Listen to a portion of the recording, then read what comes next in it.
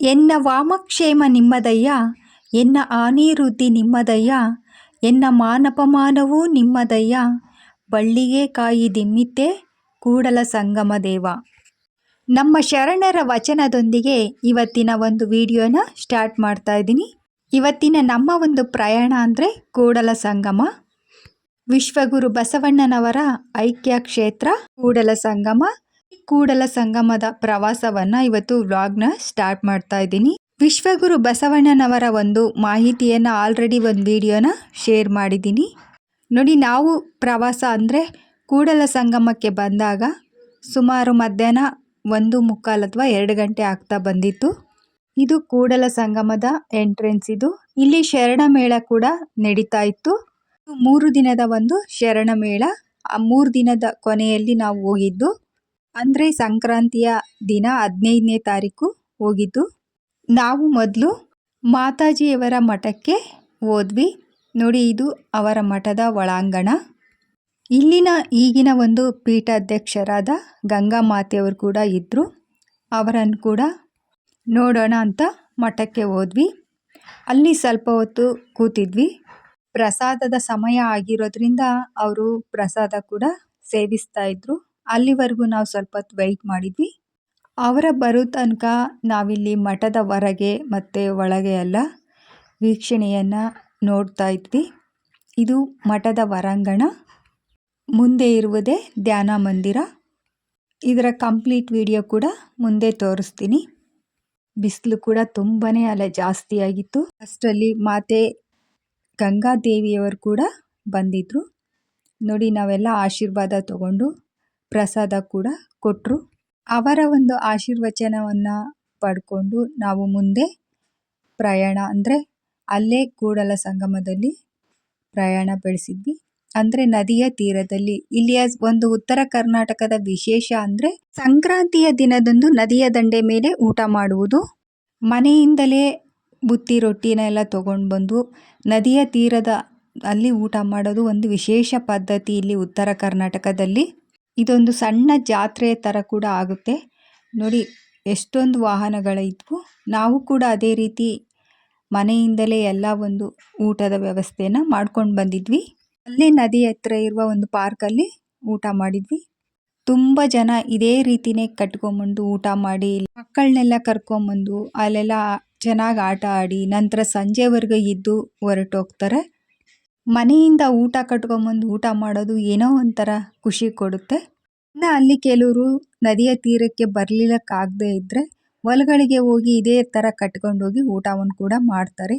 ನಾವು ಊಟ ಎಲ್ಲ ಮುಗಿಸಿ ನಂತರ ನಾವು ನದಿ ಕಡೆಗೆ ಹೊರಟ್ವಿ. ಬೋಟಿಂಗ್ ಆಡಬೇಕು ಅಂತ ಹೊರಟ್ವಿ. ತ್ರಿವೇಣಿ ಸಂಗಮ ನದಿಗೆ ತೀರದಲ್ಲಿ ನಾವು ಬೋಟಿಂಗ್ ಆಡಲಿಕ್ಕೆ ಬಂದ್ವಿ. ಇದು ಕೃಷ್ಣ ಮತ್ತು ಮಲಪ್ರಭಾ ನದಿಯ ತೀರ. ನೀರು ಕೂಡ ತುಂಬಾ ಇತ್ತು. ಸಲ ಇಲ್ಲಿ ಇನ್ನೊಂದೇನು ಅಂದರೆ ನದಿ ಹತ್ರ ಸ್ನಾನ ಮಾಡೋರಿಗೆಲ್ಲ ಇಲ್ಲಿ ಕಡಲೆ ಹಿಟ್ಟನ್ನು ಉಚಿತವಾಗಿ ಕೊಡ್ತಾ ಇದ್ರು. ಫ್ರೀ ಅಂದರೆ ಸಾಕು, ಜನ ಯಾವ ರೀತಿ ದುರ್ಬಳಕೆ ಮಾಡ್ಕೊಳ್ತಾರೆ ಅಂದರೆ ಇಲ್ಲಿ ನೋಡಿದರೆ ಗೊತ್ತಾಗುತ್ತೆ ನಿಮಗೆ. ಕಡಲೆ ಹಿಟ್ಟನ್ನು ಎಲ್ಲ ಪ್ಯಾಕೆಟ್ ಇಸ್ಕೊಂಬಂದು ಎಲ್ಲಿ ಬೇಕಲ್ಲೇ ಎಸ್ತಿದ್ದಾರೆ. ಅಲ್ಲಿ ತುಂಬ ಸಲ ಅನೌನ್ಸ್ ಮಾಡ್ತಾ ಇದ್ರು ಮೈಕಲ್ಲಿ, ಸೋಪು ಶಾಂಪು ಯಾವುದೇ ರೀತಿನ ಉಪಯೋಗಿಸ್ಬೇಡಿ, ಕಡಲೆ ಹಿಟ್ಟನ್ನು ಬಳಸಿ, ಫ್ರೀಯಾಗಿ ಕೊಡ್ತಾ ಇದ್ರು. ಯಾಕಂದರೆ ನೀರಲ್ಲಿರ್ತಕ್ಕಂಥ ಜಲಚರ ಪ್ರಾಣಿಗಳಿಗೆ ಯಾವುದೇ ರೀತಿ ತೊಂದರೆ ಆಗಬಾರ್ದಂತ ಕೆಮಿಕಲ್ ಇರುತ್ತೆ ಅಂತ ಅಷ್ಟೇ ಈ ಕಡಲೆ ಹಿಟ್ಟನ್ನು ಬಳಸಿ ಅಂತ ಕೊಡ್ತಾ ಇದ್ರು. ಆದರೆ ಜನ ಅದನ್ನು ಎಕ್ಸ್ಟ್ರಾ ಇಸ್ಕೊಂಬಂದು ತುಂಬ ಅಲ್ಲೇದಲ್ಲೇ ಎಸ್ತಿದ್ರು ನೋಡಿ. ಬೋಟಿಂಗ್ ಕೂಡ ಹೋಗ್ತಾ ಇದ್ವಿ. ನೀರು ಕೂಡ ತುಂಬ ಇರೋದ್ರಿಂದ ತುಂಬ ಚೆನ್ನಾಗಿತ್ತು. ಇಲ್ಲಿ ಟಿಕೆಟ್ ಥರ ಒಬ್ಬರಿಗೆ 100 ರೂಪಾಯಿ. ನಾವು ಈ ಬೋಟಿಂಗ್ ಎಲ್ಲ ಮುಗಿಸ್ಕೊಂಡು ನಂತರ ನಾವು ಅಲ್ಲಿ ಏನು ಜಾತ್ರೆ ಥರ ನಡೀತಿತ್ತೋ ಅದ್ರ ಕೂಡ ಒಂದು ವಿಡಿಯೋನ ನೋಡ್ಕೊಂಬನ್ನಿ.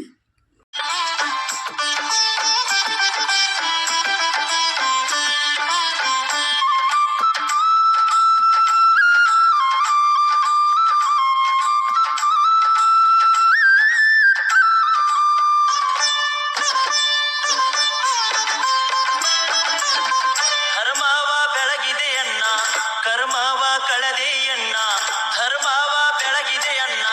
ಕರ್ಮವ ಕಳೆದೆಯನ್ನ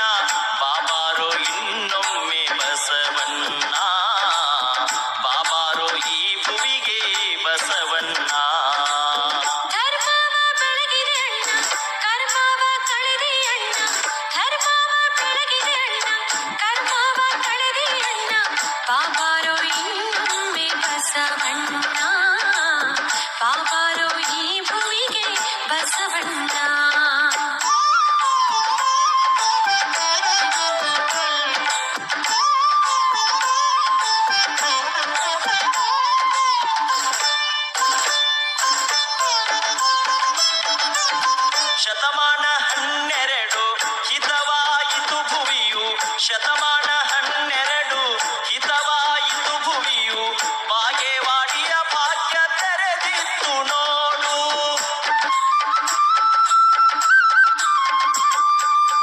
ಸೂರ್ಯನ ಬೆಳಕು ಹೊತ್ತೆ ಕಾರ್ಯಕ್ಕೆ ಸುಖವಾಯಿತೆ, ಸೂರ್ಯನ ಬೆಳಕು ಹೊತ್ತೆ ಕಾರ್ಯಕ್ಕೆ ಸುಖವಾಯಿತೆ, ಜಗವ ಬೆಳಗಿದೆ ಬಸವಣ್ಣ, ಜಗದ ಜ್ಯೋತಿಯೇ ಬಸವಣ್ಣ.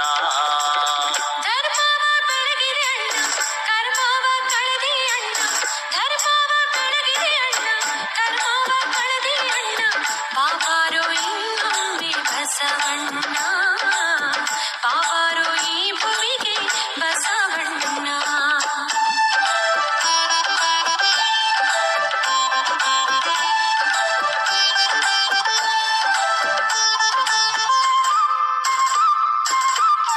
ಸಂಜೆ ನಾವು ಧ್ಯಾನ ಮಂದಿರಕ್ಕೆ ಬಂದ್ವಿ.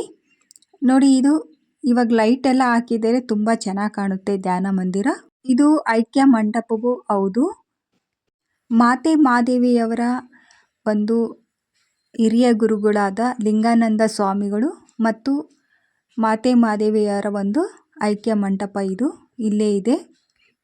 ಇಲ್ಲಿ ಶರಣರ ಒಂದು ಚಿತ್ರಗಳನ್ನು ಯಾವ ರೀತಿ ಒಂದು ರಚಿಸಿದ್ದಾರೆ ಮತ್ತು ಅವರು ಮಾಡ್ತಕ್ಕಂಥ ಒಂದು ಉದ್ಯೋಗದ ಹೆಸರನ್ನು ಕೂಡ ಕೆಳಗಡೆ ಚಿತ್ರಿಸಲಾಗಿದೆ. ಅಂದರೆ ಮಾದಾರ ಚೆನ್ನಯ್ಯ, ಮಡಿವಾಳ ಮಾಚಿದೇವರು, ಈ ಥರ ಒಂದು ಹೆಸರುಗಳನ್ನು ಕೂಡ ಹಾಕಿದ್ದಾರೆ. ಕೆಲವೊಂದು ಶರಣರ ಚಿತ್ರಗಳು ಕೂಡ ಇಲ್ಲಿ ರಚಿಸಿದ್ದಾರೆ. ಇದಂತೂ ಲೈಟಿಂಗ್ಸ್ ಇರೋದಕ್ಕೆ ತುಂಬ ಅದ್ಭುತವಾಗಿದೆ. ನೋಡಿ, ಚನ್ನಬಸವಣ್ಣವರು, ಅವರ ತಾಯಿ ಅಕ್ಕನಾಗಲಾಂಬಿಕೆ ಮತ್ತು ಸರ್ವಜ್ಞರವರು, ಅಕ್ಕಮಹಾದೇವಿಯವರು, ಅಲ್ಲಮ ಪ್ರಭುದೇವರು, ಇದೇ ಥರ ಎಲ್ಲ ಶರಣರು, ಕೆಲವರ ಶರಣರ ಒಂದು ಚಿತ್ರಗಳನ್ನು ಈ ರೀತಿ ರಚಿಸಿದ್ದಾರೆ. ಇದನ್ನು ಕೂಡ ಪೂರ್ತಿ ನೋಡಿ. ಬಾಬಾರೋ ಇನ್ನೊಮ್ಮೆ ಬಸವಣ್ಣ, ಬಾಬಾರೋ ಈ ಭುವಿಗೆ ಬಸವಣ್ಣ.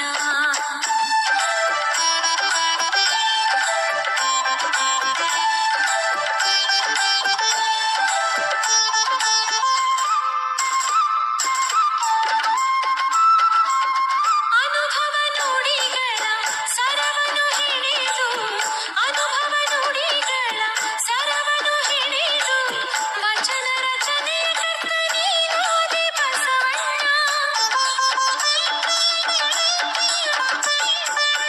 ಈ ನಾಡ ನುಡಿಗೆ ಕನ್ನಡಿ ಹಿಡಿದೆ, ಈ ನಾಡ ನುಡಿಗೆ ಕನ್ನಡಿ ಹಿಡಿದೆ, ಕನ್ನಾಡಿನ ಕಂದ ಬಸವಣ್ಣ, ಕನ್ನಾಡಿನ ತಂದೆ ಬಸವಣ್ಣ. ಧರ್ಮವ ಬೆಳಗಿದೆ ಅಣ್ಣ, ಕರ್ಮವ ಕಳೆದೆ ಅಣ್ಣ, ಧರ್ಮವ ಬೆಳಗಿದೆ ಅಣ್ಣ, ಕರ್ಮವ ಕಳೆದೆ ಅಣ್ಣ, ಬಾಬಾರೋ ಇನ್ನೊಮ್ಮೆ ಬಸವಣ್ಣ, ಬಾಬಾರೋ ಈ ಭುವಿಗೆ ಬಸವಣ್ಣ.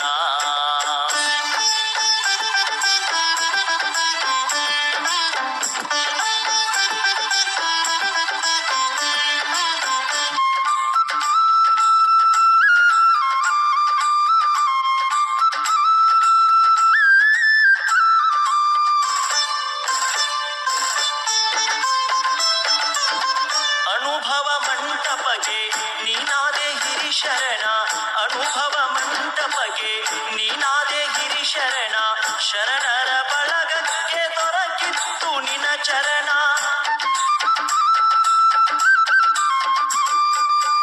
ಅಂಗಕ್ಕೆ ಲಿಂಗ ಕೊಟ್ಟೆ, ಹನೆಗೆ ವಿಭೂತಿ ಇಟ್ಟೆ, ಅಂಗಕ್ಕೆ ಲಿಂಗ ಕೊಟ್ಟೆ, ಹನೆಗೆ ವಿಭೂತಿ ಇಟ್ಟೆ, ಭಸ್ಮ ಪುರುಷನೇ ಬಾರೋ ಬಸವಣ್ಣ, ಮಂತ್ರ ಪುರುಷನೇ ಬಾರೋ ಬಸವಣ್ಣ. ಧರ್ಮವ ಬೆಳಗಿದೆ ಅಣ್ಣ, ಕರ್ಮವ ಕಳೆದೆ ಅಣ್ಣ, ಧರ್ಮವ ಬೆಳಗಿದೆ ಅಣ್ಣ, ಕರ್ಮವ ಕಳೆದೆ ಅಣ್ಣ, ಬಾಬಾರೋ ಈ ಮರುದಿನ ಬೆಳಗ್ಗೆ ವಿಶ್ವಗುರು ಬಸವಣ್ಣನವರ ಒಂದು ಐಕ್ಯ ಮಂಟಪವನ್ನು ನೋಡಲಿಕ್ಕೆ ಬಂದ್ವಿ. ಇಲ್ಲಿ ಎಂಟ್ರೆನ್ಸಲ್ಲಿ ಫೀಸ್ ಕೂಡ ಇದೆ. ತುಂಬ ಆಳವಾದ ಒಂದು ನದಿಯ ತೀರದಿಂದ ಇದನ್ನ ಕಟ್ಟಿದ್ದಾರೆ. ಅಂದರೆ ಅಷ್ಟು ಆಳವಾದ ದಡದಿಂದ ಇದನ್ನು ಎಷ್ಟು ಎತ್ತರಕ್ಕೆ ಕಟ್ಟಿದ್ದಾರೆ. ನಾವಿಲ್ಲಿ ಹೋಗ್ತಾ ಹೋಗ್ತಾ ಶರಣರ ಒಂದು ವಚನಗಳನ್ನು ಕೂಡ ನೋಡ್ಬೋದು, ಎಷ್ಟು ಅದ್ಭುತವಾಗಿ ಮೂಡಿದೆ ಅಂತ. ಈ ಕ್ಷೇತ್ರದ ಕೂಡಲ ಸಂಗಮದ ಮೂಲ ಕ್ಷೇತ್ರ ಕಪ್ಪಡಿ ಸಂಗಮ ಅಂತಲೇ ಹೆಸರು. ನಂತರ ಇದು ಬಸವಣ್ಣನವರ ವಚನ ಒಂದು ಅಂಕಿತನಾಮ ಏನಿದೆಯಲ್ಲ ಕೂಡಲ ಸಂಗಮ, ಅದೇ ಹೆಸರು ಕೂಡ ಮರುನಾಮಕರಣವಾಗಿದೆ ಅಂತ ಹೇಳ್ತಾರೆ. ಇದು ನೋಡಿ ಬಸವಣ್ಣನವರ ಒಂದು ಐಕ್ಯ ಕ್ಷೇತ್ರ ಕೂಡಲ ಸಂಗಮದವರದು ಒಂದು ಕೆಳಗಿನವರೆಗೆ ಅಂದರೆ ಆಳವಾಗಿ ಇದೆ. ಅದನ್ನು ತುಂಬ ಮೆಟ್ಟಿಲುಗಳು ಕೂಡ ಇವೆ ನೋಡಿ, ಎಷ್ಟು ಅದ್ಭುತವಾಗಿದೆ. ಯಾವ ರೀತಿ ಪಿಲ್ಲರ್ಗಳನ್ನೆಲ್ಲ ಬಳಸಿ ಇದನ್ನು ಎಷ್ಟು ಅದ್ಭುತವಾಗಿ ಕಟ್ಟಿದ್ದಾರೆ ಅಂತ. ಇದೊಂದು ಲಿಂಗಾಯತ ಧರ್ಮದ ಪವಿತ್ರ ಯಾತ್ರಾ ಸ್ಥಳ ಅಂತ ಅಂದರೆ ತಪ್ಪಾಗಲಾರ್ದು. ಅಂಗಕ್ಕೆ ಲಿಂಗ ಹಣೆಗೆ ವಿಭೂತಿಯನ್ನು ಕೊಟ್ಟಿರ್ತಕ್ಕಂಥ ನಮ್ಮ ಭಕ್ತಿ ಭಂಡಾರಿ ಬಸವಣ್ಣನವರ ಐಕ್ಯ ಮಂಟಪ ಇದು. ಇಲ್ಲಿ ಹೋಗ್ಲಿಕ್ಕೆ ಮತ್ತು ಬರಲಿಕ್ಕೆ 2 ಕಡೆ ಒಂದು ಸ್ಟೆಪ್ಸ್ನ ಮಾಡಿದ್ದಾರೆ. ಇದೇ ನೋಡಿ ಐಕ್ಯ ಕ್ಷೇತ್ರ ಬಸವಣ್ಣನವರದು. ಲಿಂಗ ಒಡಮೂಡಿದೆ. ಅಂಗಕ್ಕೆ ಲಿಂಗ ಕೊಟ್ಟೆ ಹಣೆಗೆ ವಿಭೂತಿ ಇಟ್ಟೆ, ಅಂಗಕ್ಕೆ ಲಿಂಗ ಕೊಟ್ಟೆ ಹಣೆಗೆ ವಿಭೂತಿ ಇಟ್ಟೆ, ಭಸ್ಮ ಪುರುಷನೇ ಬಾರೋ ಬಸವಣ್ಣ, ಮಂತ್ರ ಪುರುಷನೇ ಬಾರೋ ಬಸವಣ್ಣ. ಧರ್ಮವ ಬೆಳಗಿದೆ ಅಣ್ಣ, ಕರ್ಮವ ಕಳೆದೆ ಅಣ್ಣ, ಧರ್ಮವ ಬೆಳಗಿದೆ ಅಣ್ಣ, ಕರ್ಮವ ಕಳೆದೆ ಅಣ್ಣ, ಬಾಬಾರೋ ಇನ್ನೊಮ್ಮೆ ಬಸವಣ್ಣ, ಬಾಬಾರೋ ಈ ಭೂಮಿಗೆ ಬಸವಣ್ಣ.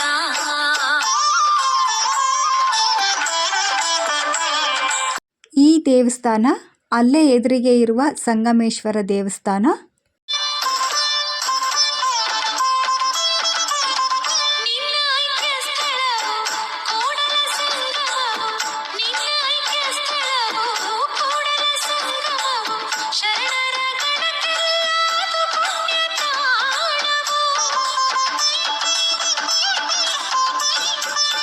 ಹೊನ್ನೂರ ಈಶ್ವರನಿಂದು ಹಾಡಿಹನು ನಿನ್ನಯ ಹಾಡು, ಹೊನ್ನೂರ ಈಶ್ವರನಿಂದು ಹಾಡಿಹನು ನಿನ್ನಯ ಹಾಡು, ಕೇಳಿದ ಭಕ್ತರಿಗೆ. ಇದನ್ನೆಲ್ಲ ಮುಗಿಸ್ಕೊಂಡು ಹೊರಗೆ ಬಂದ್ವಿ. ಇಲ್ಲಿ ತಿಂಡಿ ಕೂಡ ಮಾರ್ತಾ ಇದ್ರು, ಅದನ್ನು ಕೂಡ ಕೇಳಿದ್ವಿ ನಾವು.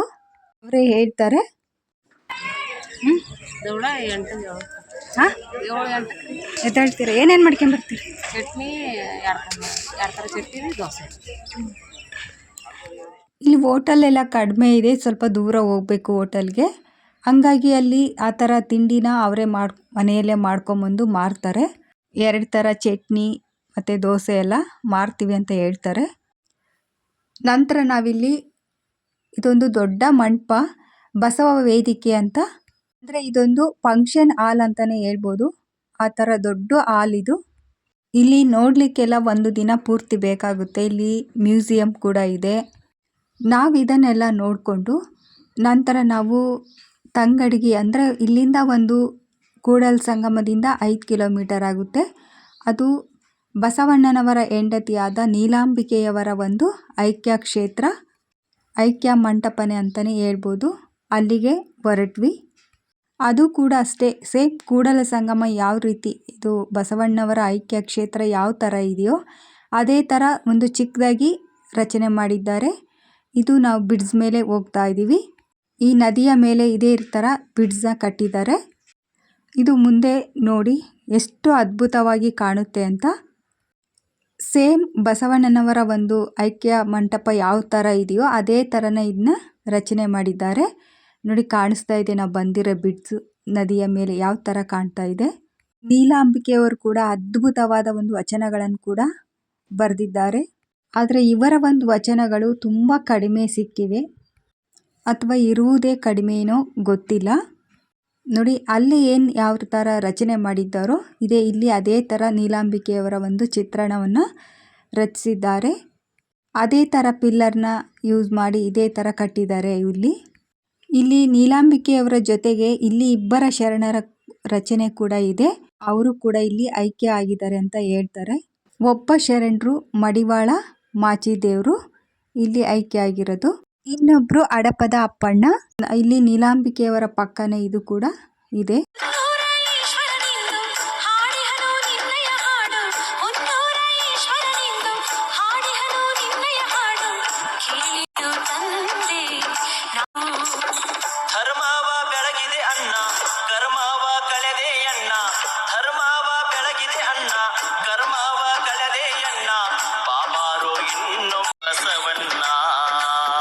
ಇದಾಗಿತ್ತು ನಮ್ಮ ಕೂಡಲ ಸಂಗಮ ವೀಕ್ಷಣೆ.